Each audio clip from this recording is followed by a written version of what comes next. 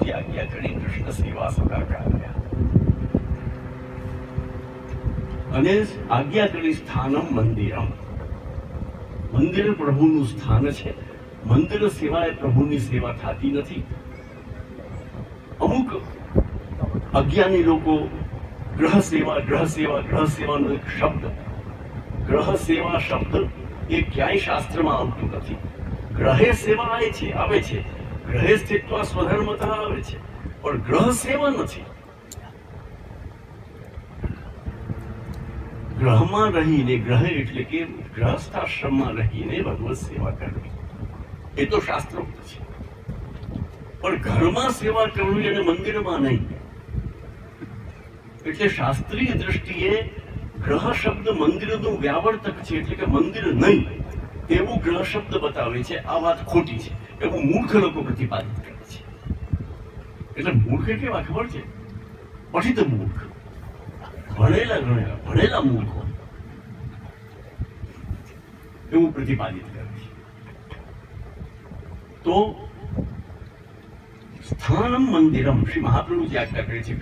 तो पुष्टि मार्ग में मात्र हवेली सेवा है.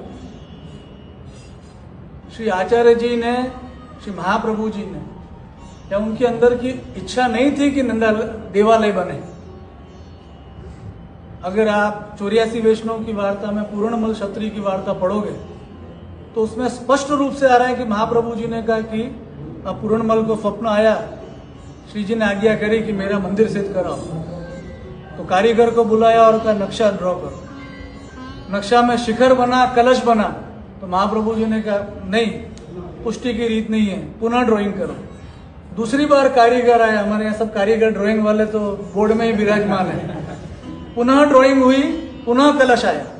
तो महाप्रभु जी ने कहा कि नहीं, गलत है. दूसरी बार कहा गलत है, मेरे सामने ड्रॉ करो.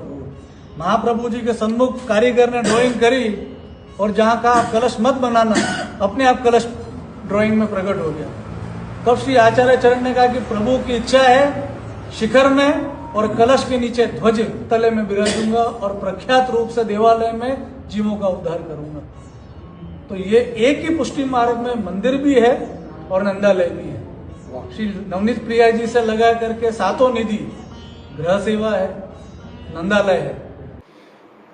ચિરાયુષ્માન શ્રી વિશાલ તિલકાયત મહારાજશ્રીના પરિવારના આપશ્રીના સુપુત્ર, તિલકાયત મહારાજના સુપુત્ર આપશ્રી આ જ સિદ્ધાંતનો ઉદ્ઘોષ કર્યો છે કે પુષ્ટિ માર્ગમાં ગ્રહ સેવા જ છે. શ્રીનાથજીનું મંદિર એક મંદિર હતું, ત્યાર પછી બધા જ પુષ્ટિ માર્ગમાં બધે જ ગ્રહ સેવા જ છે. સાતે નિધિ શ્રી અમૃત પ્રિયાજીથી લઈને સપ્ત સ્વરૂપ બધા જ ગ્રહ સેવામાં બિરાજે છે અને દરેક ગોસ્વામી બાલકનું પણ ઘર હોય છે, ત્યાં ગ્રહ સેવા જ થાય છે. પુષ્ટિ સિદ્ધાંત સંરક્ષણ શિરોમણી કે જે અભિનંદન પત્ર ગોવિંદલાલજી મહારાજશ્રીએ શ્રી હરિરાયજી મહારાજશ્રીની જામનગરવાળાને એક પોતાનો પક્ષ રાખવા માટે જે પત્ર આપેલો, અભિનંદન પત્ર આપેલો, એને ડિગ્રી બનાવીને પુષ્ટિ સિદ્ધાંત સંરક્ષણ શિરોમણીએ ડિગ્રી, સર્વોચ્ચ ડિગ્રી માનીને જે લોકો સાથે છેતરપિંડી કરતા રહ્યા શ્રી હરિરાયજી મહારાજશ્રી હવે એ પણ એમ કહેતા રહ્યા શ્રીનાથજીના નામે કે શ્રીનાથજીમાં જ્યારથી મંદિર થયું ત્યારથી પુષ્ટિ માર્ગમાં મંદિર સેવાનો સ્વીકાર થઈ ગયો. એટલે મંદિર સેવા જ હવે ગોસ્વામી બાલકોના ઘરમાં એક ગ્રહ મંદિર છે, મંદિર સેવા છે. અને જે શ્રીનાથજીનો પ્રકાર હતો એ પુષ્ટિ માર્ગનો સિદ્ધાંત બની ગયો. એમનું સુંદર રીતે ખંડન કરી નાખ્યું શ્રી વિશાલ બાવાશ્રીએ